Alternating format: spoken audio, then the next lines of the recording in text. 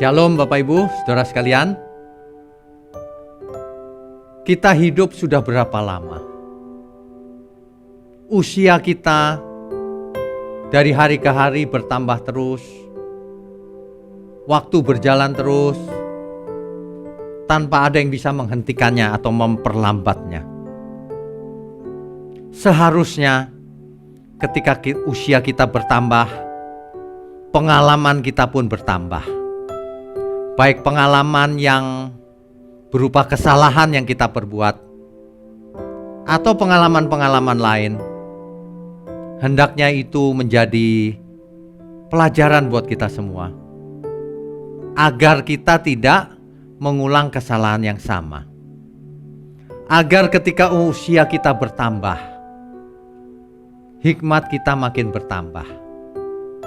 Agar ketika usia kita bertambah dan stamina tubuh kita menurun, tapi manusia batiniah kita harus naik terus. Dengan usia yang bertambah, seharusnya keinginan daging kita pun berkurang.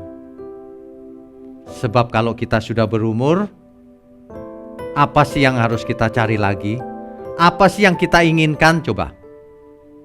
Apakah orang yang sudah beranjak tua masih menginginkan selingkuh?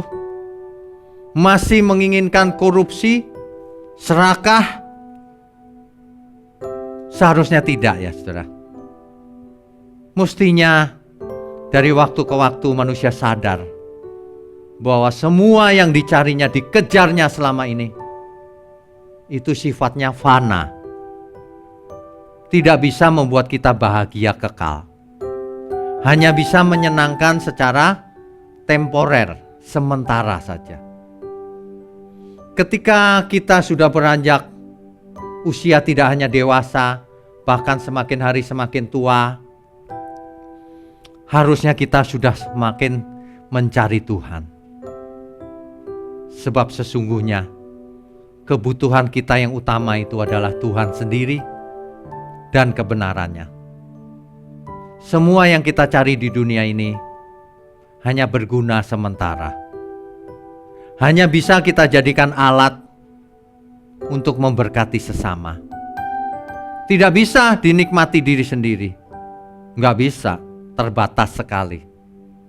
Itulah sebabnya saudara, kalau saudara mendengar firman ini, jangan cuma didengar, coba dihayati benar-benar. Ketika seseorang menjadi tua, apa sih yang kita cari lagi?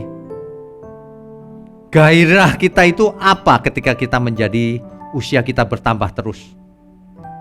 Apakah kita makin dewasa atau tetap seperti dulu kanak-kanak terus? Yang egoisnya tinggi, mau menang sendiri, mau memuaskan diri sendiri dengan mengorbankan siapa saja. Ada banyak orang yang demikian, sama pasangan hidupnya kejam, tidak peduli, mau menang sendiri, tidak mau berubah, meskipun mendengar firman kebenaran. Yang rugi adalah saudara sendiri nanti. Ya, mari kita belajar merendahkan diri, mengosongkan diri untuk belajar kebenaran dari Tuhan. Begitu saudara, Tuhan Yesus memberkati kita semua. Amin.